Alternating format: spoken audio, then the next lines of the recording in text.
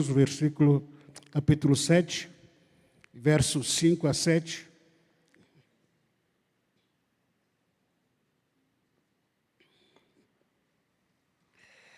Segunda de Coríntios, capítulo 7, versículos 5 a 7.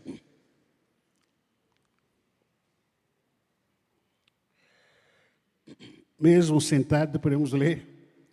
Minha voz já foi embora. Ontem gritei muito lá na sede também. E semana inteira a voz, a garganta está comprometida. Mas vamos lá. Segunda de Coríntios, capítulo 7, versículos 5 a 7. Porque quando chegamos à Macedônia, não tivemos nenhum alívio. Pelo contrário, em tudo fomos atribulados, lutas por fora e temores por dentro. Porém, Deus, que consola os abatidos, nos consolou com a chegada de Tito. Até aqui, pelo menos. Nós não gostamos de ouvir falar de lutas. Frequentemente, quando alguém diz que estou passando numa grande luta, e a gente começa já a interpretar, surgir algumas interpretações. Às vezes a própria pessoa já sabe da luta que ela está enfrentando.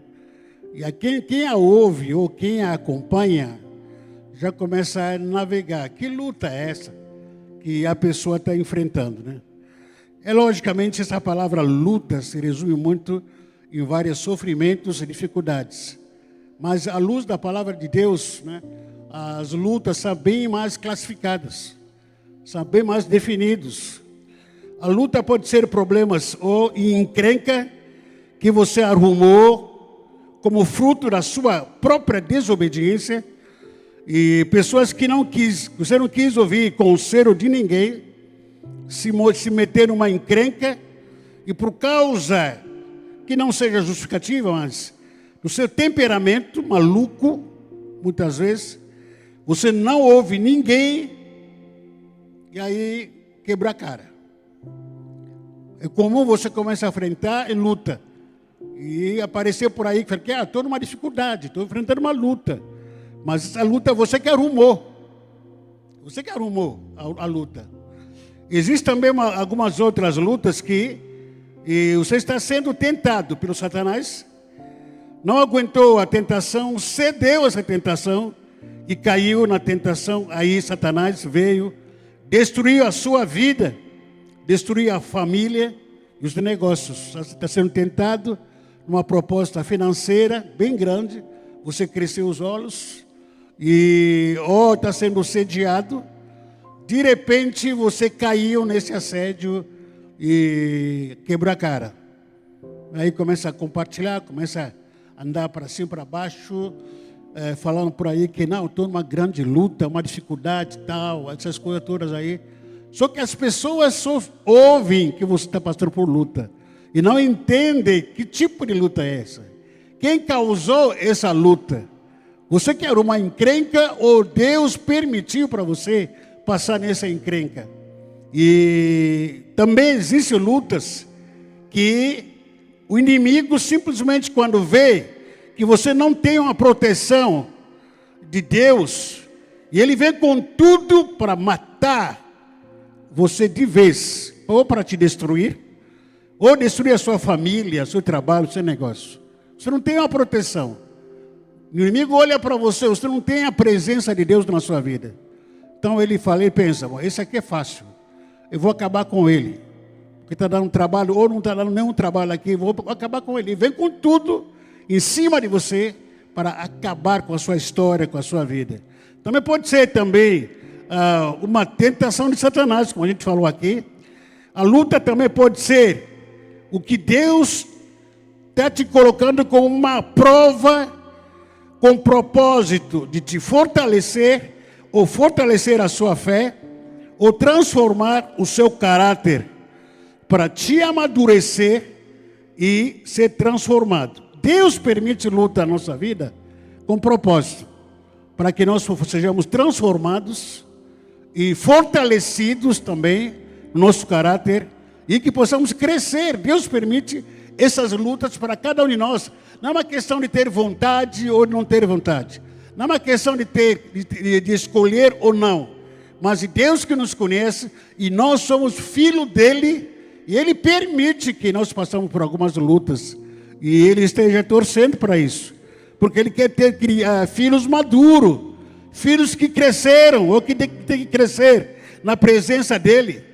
E quando fala que as lutas também servem para nos transformar para a glória dele, a imagem dele.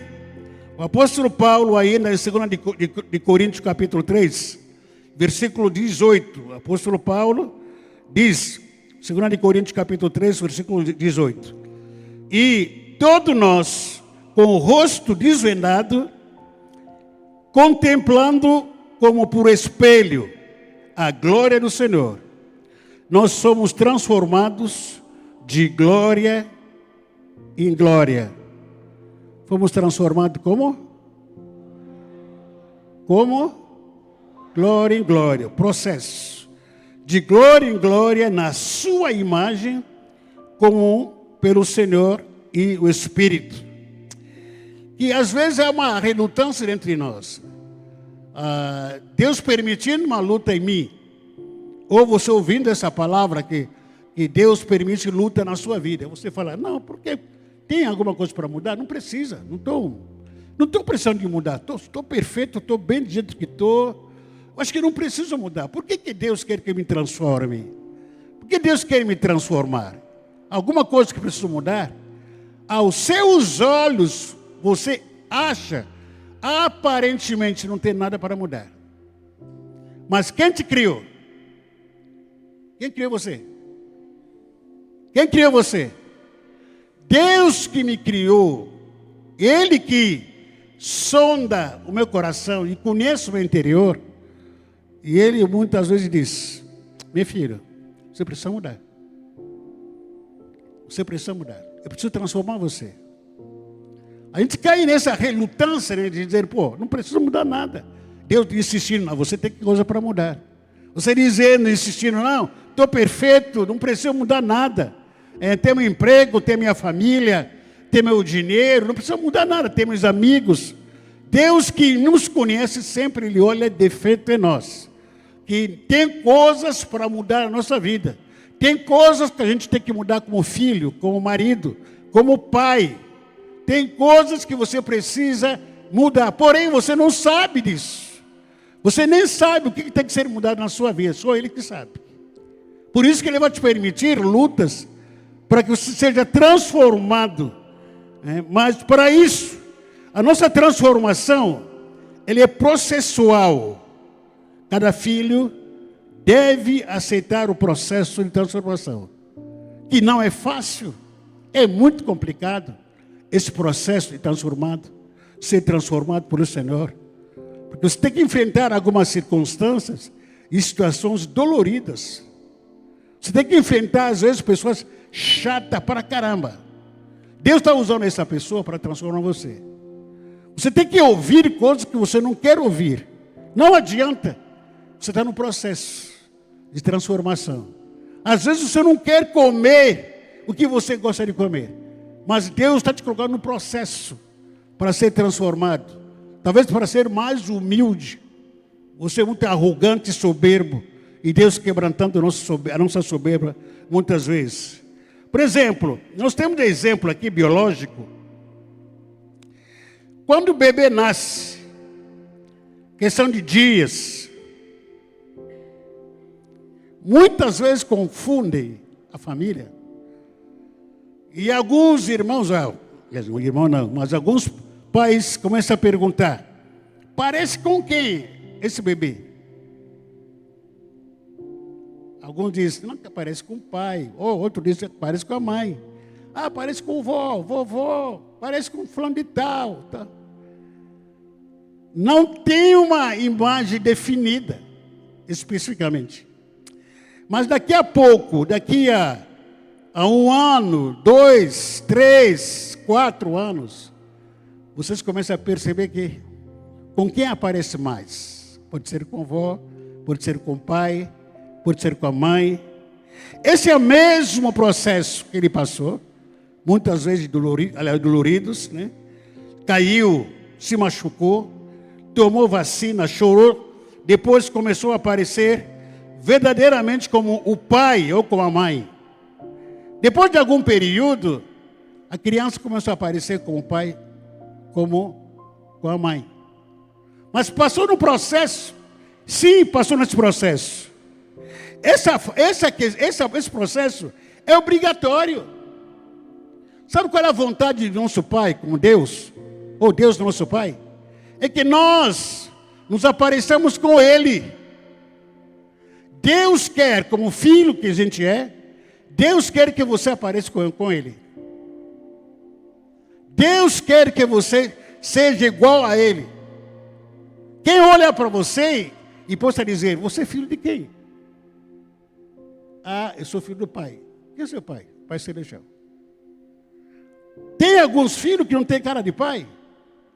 Essa é a preocupação de Deus. Muita gente chamando ele de pai para cá, pai para lá, tal. Porém, filhos que não têm cara de pai.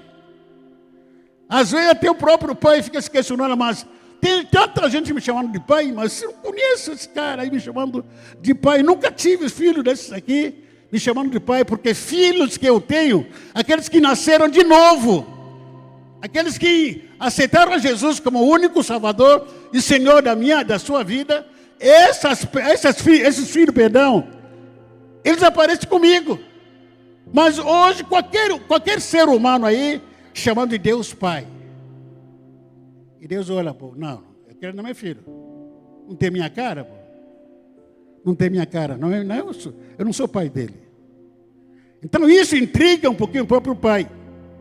Porém, aqueles que são filhos, com certeza devem, repito, passar no processo de transformação.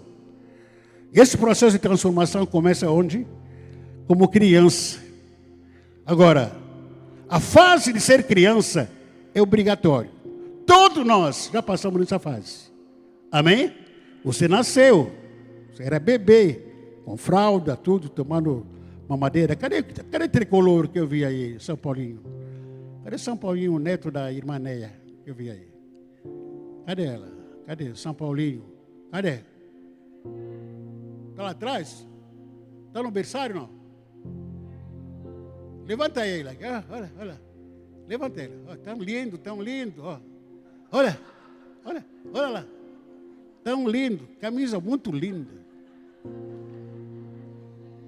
Bom gosto, os pais. Parabéns. Bom gosto, os pais. Glória a Deus. A fase de ser criança é obrigatória. Eu já fui criança, você foi criança. Mas permanecer como criança é opcional. Ou a escolha que você faz. A fase de ser uma criança, isso é obrigatório. Todos nós, um dia fomos crianças.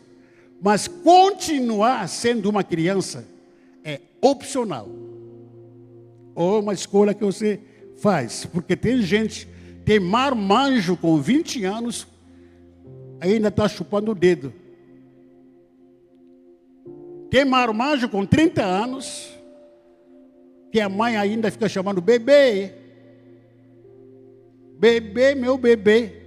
Barbudo, cabelo branco, barrigudo, meu bebê. Muito estranho, não é? Não é estranho isso? Bebê, careca, com bafo da onça. Meu bebê. E ele também gosta, ama. Tem gente que ama ser chamado de bebê. Bebê. Aí fica arrepiada. Minha mãe. Coloca a comida para mim no prato. A fase de ser criança tem que passar. Impossível você continuar com... Aliás, chegar a 30 anos de idade, 40 anos de idade, continuar com os hábitos de infantis. Não pode, não tem como colar. Isso não cola, não tem nexo. O apóstolo Paulo, ao escrever em 1 Coríntios capítulo 13, versículo 11 até 13, o apóstolo Paulo ele diz, 1 Coríntios capítulo 13, versículo 11 até 13. Quando eu era menino, falava como menino, sentia como menino, pensava como menino, mas quando cheguei a ser homem, desisti das coisas próprias do menino, porque agora vemos como espelho obscuramente, então veremos face a face. Agora conheço em parte, então conhecerei como também sou conhecido. Agora, pois, permaneçam a fé, a esperança e o amor. Esses três, porém, o maior de tudo isso é o amor. É uma fase que a gente tem. Passar a ser criança. Passar no colo de um monte de gente. Todo mundo falava assim, oh, bebê lindo, bebê bonito e tal. Imagina você com esse marmanjo passar no colo de outros irmãos aqui. Quem vai conseguir te carregar? Você não tem vergonha, irmão? Passa no colo desse aqui, passa no colo, alguém te carrega, irmã Ângela vai te carregar. Cabe? Consegue? Não dá. A fase de ser criança já passou. Seja adulto, começa a andar sozinho. Seja adulto, fala como adulto. Fala grosso como homem. Que história é essa que é? Eu sou homem, mas eu é. Aquela voz fina. Está repreendido. Mais d'água. Fala grosso. Você é homem, sim ou não? Oh.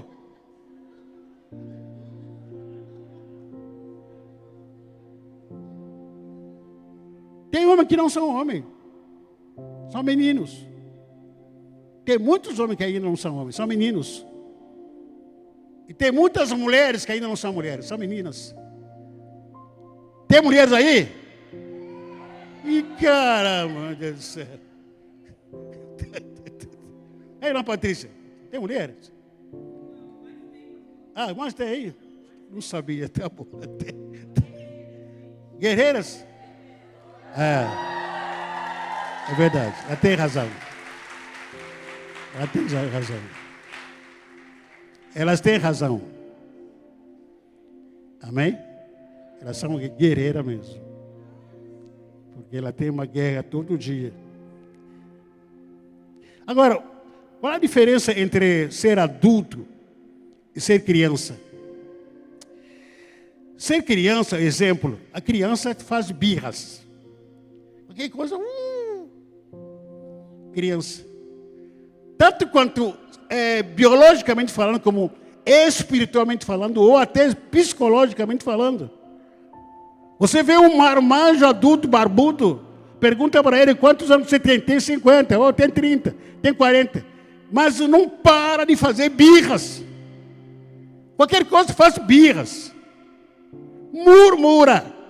Reclama de tudo. A criança apronta e foge. Igualzinho a alguns adultos. Apronta e foge, fica com vergonha, se escondendo para cá e para lá.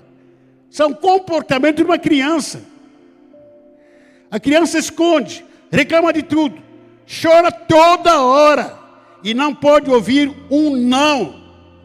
Tem alguns adultos, é adulto, mas não pode ouvir não. Eu não quero que a esposa, o marido, alguma autoridade diga para ele que não. Começa a chorar. É criança. É criança. Porque não cresceu ainda. Não evoluiu ainda. É só pelo tamanho. Toda hora chora. Toda hora reclama. Toda hora fazendo birras, murmura. Lá em casa murmura com o marido, com a esposa, com filhos, com todo mundo murmura. Nada está bom. Porque ainda é criança, que precisa crescer ainda.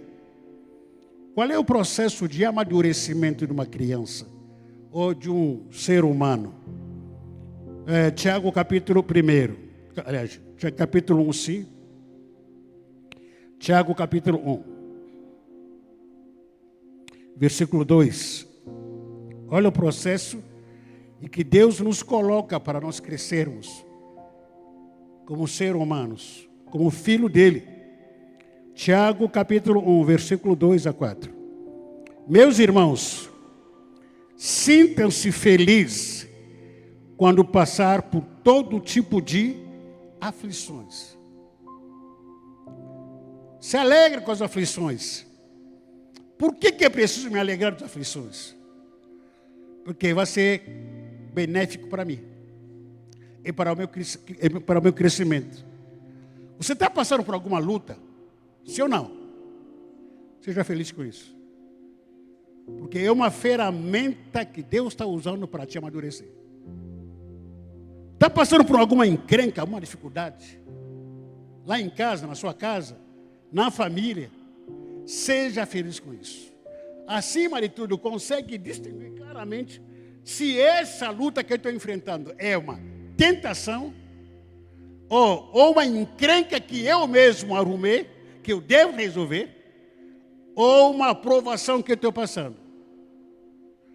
Porque a provação não mata ninguém. A luta, a encrenca que você arrumou, se não resolver, pode morrer. Pode morrer. Os ajotas vão acima de você, se não resolver. Se você não resolver a sua vida em Deus, firmado em Deus, o inimigo olha para a sua cara e diz: esse aqui é um cara fácil, alimento fácil. Eu vou atacar ele e a sua família e destruir, acabar uma vez só. Por quê? Uma presa fácil.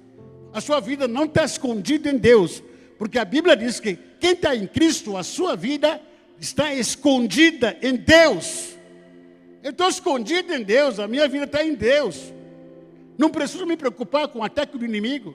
É lógico que tem que vigiar todo dia. Mas se a sua vida não está em Cristo Jesus, você é uma presa fácil. Vai vir com tudo. Aí, sendo presa fácil, o ataque do inimigo, ele pode te matar, destruir a sua família. Tá? Mas a diferença com a aprovação, com uma prova, ele tem a prova tem dia, hora para começar, também tem dia e hora para terminar. Não existe uma prova o tempo todo. Estou eternamente passando por prova. Infelizmente tem pessoas que há mais de 10 anos de convertido, o tempo todo fica falando: estou numa prova, estou numa prova, estou numa prova, estou numa prova. Irmão, ou você está em pecado ou você está encrencado. Está encrencado? Então se arrepende. Que não existe uma prova o resto da vida. De domingo a domingo. De janeiro a janeiro. Não existe. A prova começa, mas tem que terminar. Começa, tem que terminar. Não existe isso. Tempo todo em prova. Não. Então o apóstolo Paulo, Tiago está dizendo que, meus irmãos, sinta-se feliz quando passarem por todo tipo de aflições. Versículo 3 diz: pois vocês sabem que quando a sua fé vence essas aprovações, ela produz perseverança. Versículo 4 diz que essa perseverança seja perfeita a fim de que vocês sejam maduros e corretos e não falhando em nada. Como é que as provações devem produzir perseverança? A pessoa que persevera, aquela pessoa que passa por luta, não tem tempo ruim, não tem tempo ruim. Pancada, está em pé. Está passando por luta, está em pé. Não deixa faltar de culto por causa de algum problema. Não deixa de crer em Deus por causa dos problemas que está enfrentando. Estou apertado financeiramente. Eu creio que Deus vai me passar essa aprovação. Estou enfrentando questão de enfermidade. Eu creio que isso vai passar, não vai terminar. Aliás, não é eterna. Não, estou enfrentando uma situação de doença na minha família. Eu creio que vai passar. Eu vou continuar crendo em Deus. A prova nunca é eterna. A prova tem dia e hora para começar, mas vai terminar. Vai terminar. E por mais que você não queira entender isso, mas fique em paz, vai terminar a prova. Não é uma luta que dura para sempre. Não existe. 1 de Pedro, capítulo 1, versículo 6. Estou falando aqui do processo de amadurecimento. 1 de Pedro, capítulo 6, capítulo 1, perdão, versículo 6 a 7. 1 de Pedro.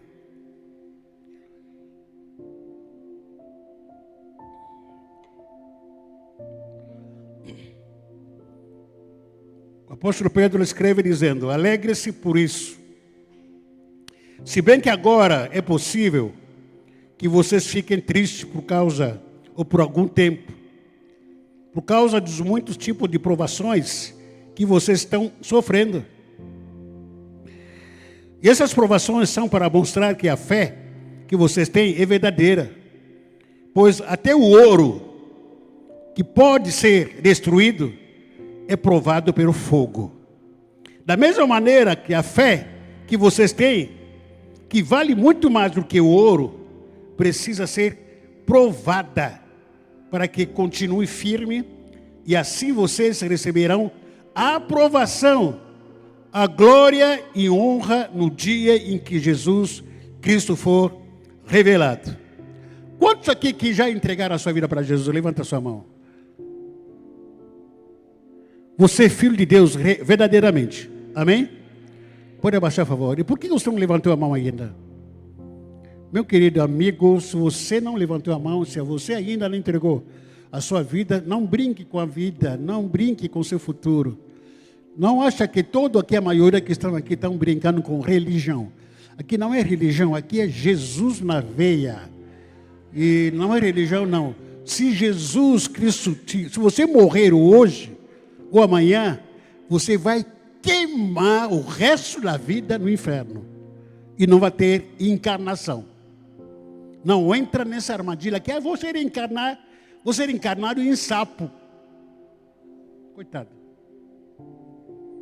Se eu morrer, vou ser encarnado como cavalo. Misericórdia, coitado. Não há encarnação ou reencarnação. Deus nos deixa ter uma vida. Depois disso, vem o julgamento. Você está preparado para isso? Por que está demorando para entregar a sua vida para Jesus? Talvez. Não para com isso, talvez aí. Aproveita aí a oportunidade. Se joga. Se entrega a sua vida para Jesus. Senão a vida é sua. O seu amigo, o seu colega vai ser capiloto. O diabo. Chifrudo. Enquanto a gente vai estar lá com Jesus, adorando, louvando, em nome de Jesus. Você já entregou a sua vida para Jesus? Você não entregou ainda? Você quer entregar agora? Levanta a sua mão. Pastor, quer entregar minha vida para Jesus? Você está aqui, ainda não entregou a sua vida para Jesus. Não para causar medo em você, mas quer que você escolha o melhor destino para a sua vida. É a vida com Deus. Você quer entregar sua vida para Jesus? Onde você está? Levanta a mão, quer te conhecer. Sem medo, sem vergonha. Aqui, pastor, eu quero. Coragem. Pastor, eu quero entregar minha vida para Jesus. Há alguém aqui? Alguém? Pergunta para quem está ao seu lado. Irmão, amigo, você entregou a sua vida? Cara, vamos embora. Vamos para cima. Já entregou aí ou não ainda? Está esperando o quê? Está esperando o quê? Está esperando a próxima eleição?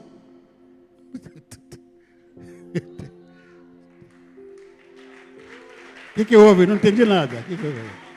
Alguém entregou aí? Quem? Aonde que está? Fique em pé.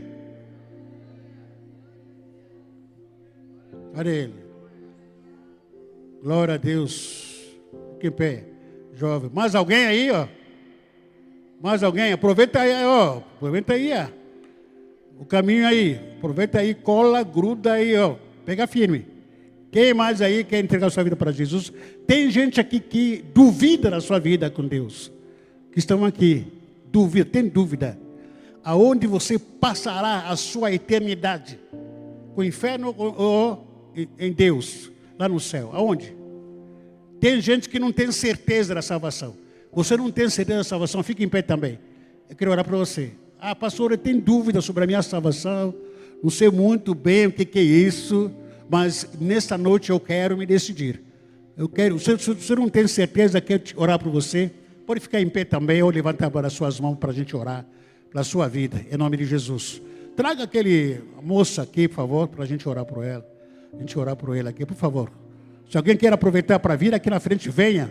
Decida agora, em nome de Jesus. Ela está enferma? Com a Júlia? Mas começou agora? Não? Ah, tá.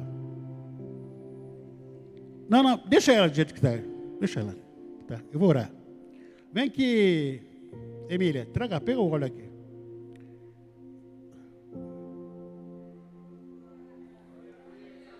Pega o óleo. Eu vou orar daqui mesmo, tá? Deus vai te curar, moça. No nome de Jesus Cristo.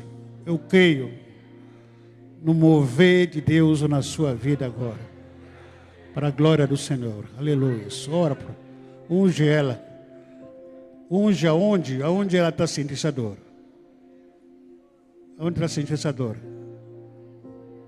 No nome de Jesus. Espírito Santo, em nome de Jesus Cristo. Não a minha mão que cura, mas a tua mão, Senhor Deus. Não o meu poder que cura, mas o poder que é no nome de Jesus que cura. Por isso que estou liberando vida e cura, Senhor, na vida dessa moça. Ela não nasceu com essa doença, mesmo que tivesse nascido com essa enfermidade. Eu repreendo agora, no nome de Jesus, solta o corpo dela. Sai. Eu libero cura na vida dela, em nome de Jesus. Para a glória do Senhor. Que a vida do Senhor esteja na vida dela.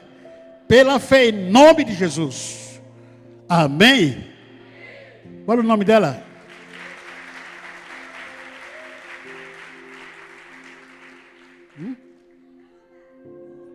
Bruna, consegue levantar as mãos para o céu? As duas. Glória a Deus. Caminha sozinho. Dá a volta. Vai caminhando sozinho para lá. Caminha. Pode caminhar. Isso. Pode estar indo. Vai indo. Vai indo. Deus está contigo. Deus te curou, Júlia. No nome de Jesus Cristo. Aleluia. Glória ao Senhor.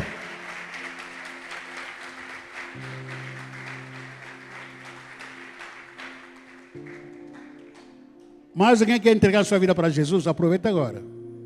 A pauta. Se você quer entregar no final do culto, me procure, tá? Temos aqui vários líderes, vários irmãos também que podem orar por você. Mas eu preciso continuar para encerrar, concluir aqui a palavra. Em nome de Jesus. A minha fé, ela precisa ser provada. Eu perguntei aqui para os irmãos, quantos aqui que entregaram as suas vidas para Jesus Cristo? Eu já entreguei a minha vida para Jesus há muitos anos atrás. Depois que você passar pela experiência da conversão, você precisa passar por provações para testar a sua fé. Se realmente você é filho de Deus. Vai passar dessa provação. Deus vai olhar para você e dizer: meu servo, minha serva, você confia em mim? Então eu vou te passar por provas. Quais são as provas? Ele vai causar dificuldade na sua vida. No meio dessa dificuldade, doença que vem, fome, cansaço, não é que Deus te abandona na hora da prova. Deus não abandona ninguém. Por mais que possa parecer. Estou sozinho, acho que Deus me abandonou. Não. Na hora da prova que você faz na escola, o professor te abandona? Sim ou não?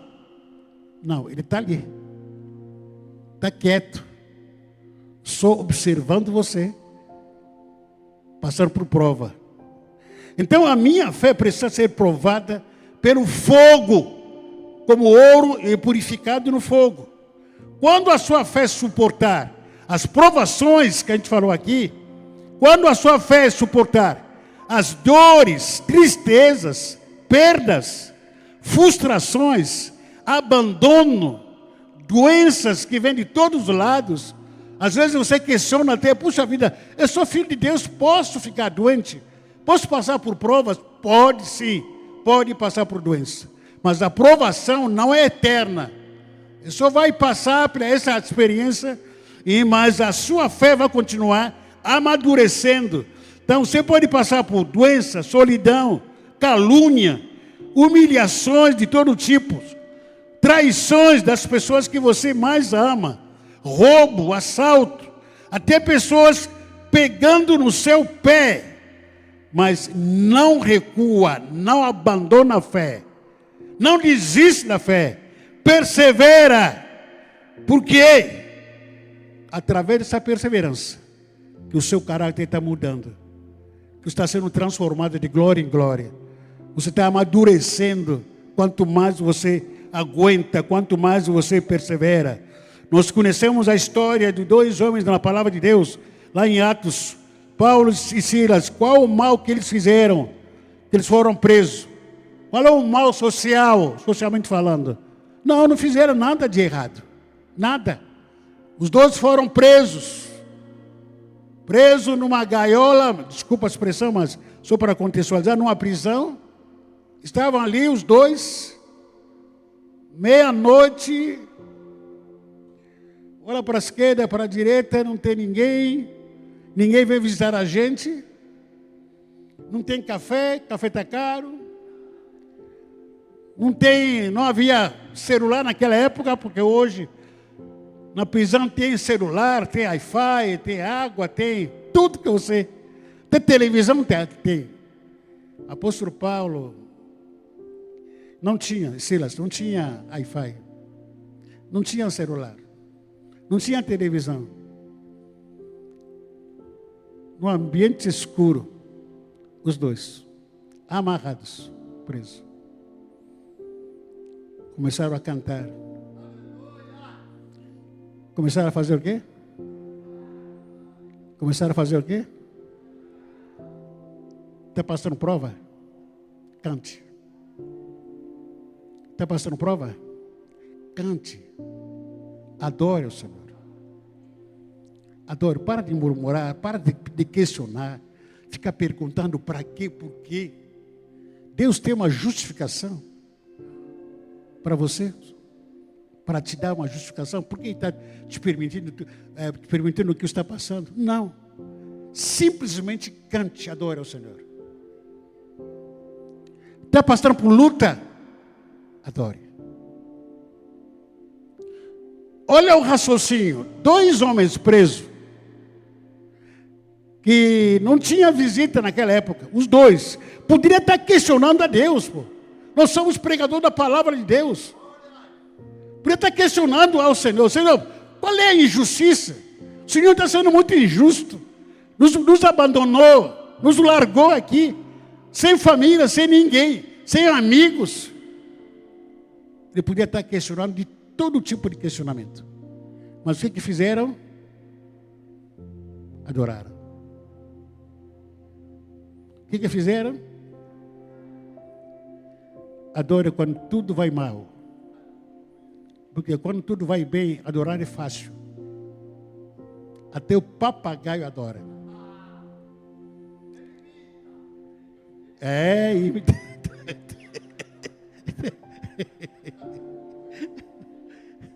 Adore quando há má notícia na casa. A família não está bem, adore. A esposa está internada, adore.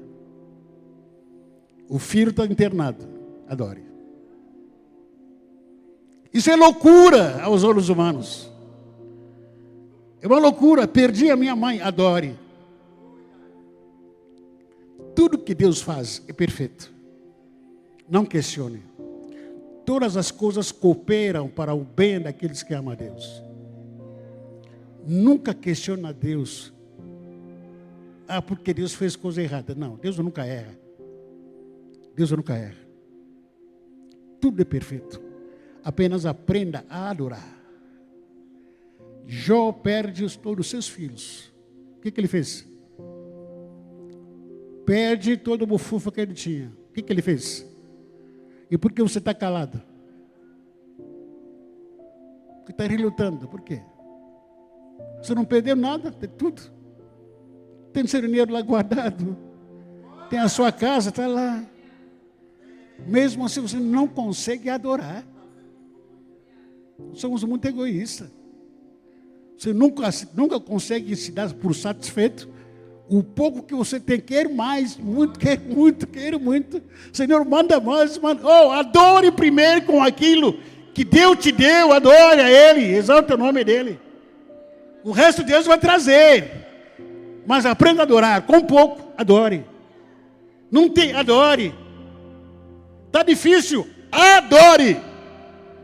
Adore o nome do Senhor. Amém? Bebê espiritual vai continuar sobre escravidão espiritual, enquanto filhos adultos têm herança do pai. Eu vou explicar o que está acontecendo. Gálatas capítulo 4, o último texto que eu vou ler. Gálatas capítulo 4.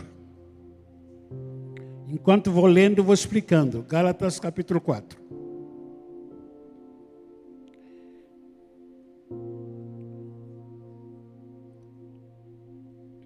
Uma das grandes diferenças entre bebê espiritual e uma pessoa que adquirir maturidade espiritual, acompanha o que o apóstolo Paulo fala para Gálatas. Digo mais isso, enquanto o menor, isso aí, a criança, o menor de idade, o filho que vai herdar a propriedade do pai, é tratado como escravo, mesmo sendo de fato o dono de tudo. Enquanto é menor, há pessoas que tomam conta dele e cuidam dos seus negócios até o tempo marcado pelo pai. Assim também nós, antes de ficarmos adultos espiritualmente, fomos escravos dos poderes espirituais que dominam o mundo. Mas quando chegou o tempo certo, Deus enviou o seu próprio filho, que veio como filho de uma mãe humana e viveu debaixo da lei, para libertar os que estavam debaixo da lei, a fim de que nós pudéssemos nos tornar filhos de Deus.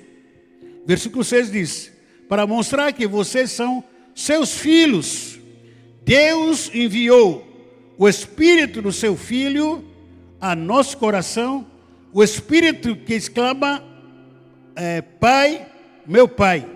Assim vocês não são mais escravos, vocês são filhos.